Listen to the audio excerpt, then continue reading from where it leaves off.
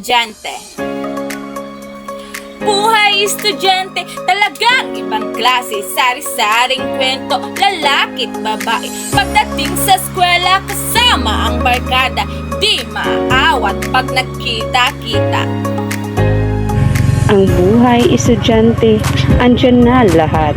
Lahat ng hirap ay mararanasan mo. Pero masaya ang pagiging estudyante. Sa bawat paggising ay maririnig mo sa umaga tilaok ng manok. Sa simula, lahat sila ay layunan. Ngayon ay puno ng mga kaibigan.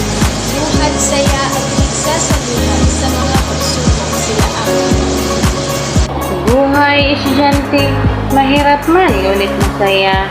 Lalo na kapag kasama ang kaibigan na kasigla.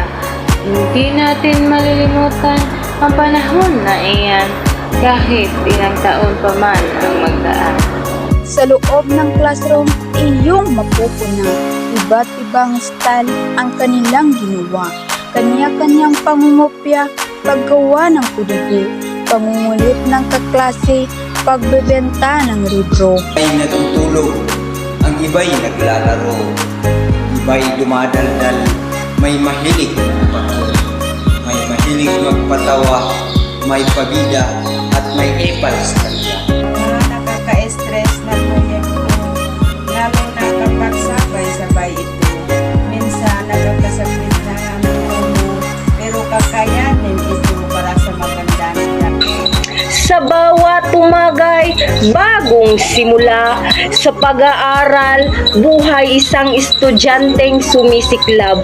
Mga aklat at papel, sandata sa laban, layunin, kaalaman at tagumpay ang hangad. Sa bawat litis, saya't sulitan at kaibigan at katawanan. Kalipas oras at sa pag-aaral at pagtutun, pag-asay na bumuo, sa pangarap at bigay. Silid-aralan, dunong ay inaani, guru'y gabay, ilaw sa dilim. Bawat leksyon, pagsasanay sa isipan, sa mundong puno ng kaalaman, magiging handa't matatag. Aral dito, aral doon. Akala ko'y ganito lamang sa buong panahon. Subalit, hindi lang pala ganoon. Ang akala ko noon ay ibang-iba sa ngayon. buhay estudyante, sadyang kay hirap, hindi maipaliwanag, ngunit sarili nagsisikap sa pag-iisip sa magandang kinabukasan. Kahirap ay sandaling nakakalimutan. Buhay estudyante, sadyang makulay at maraming natutunan sa buhay.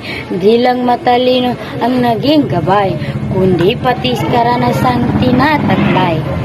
Magulang, mga guro, kaibigan, kaaway, bawat isa'y nagpipinta sa aking buhay.